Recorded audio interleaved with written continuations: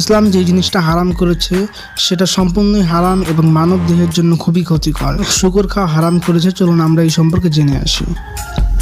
পবিত্র কোরআনে আল্লাহ তাআলা প্রায় অনেক জায়গায় শুকরকে খাওয়া হারাম করে দিয়েছেন।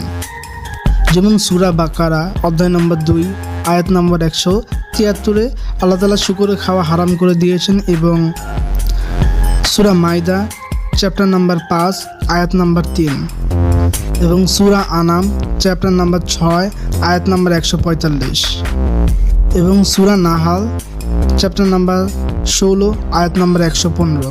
এই জায়গাগুলোতে আল্লাহ তাআলা শুকরকে খাওয়া হারাম করে দিয়েছেন। বাইবেলে book of Leviticus chapter number 11 volume 7 থেকে 8,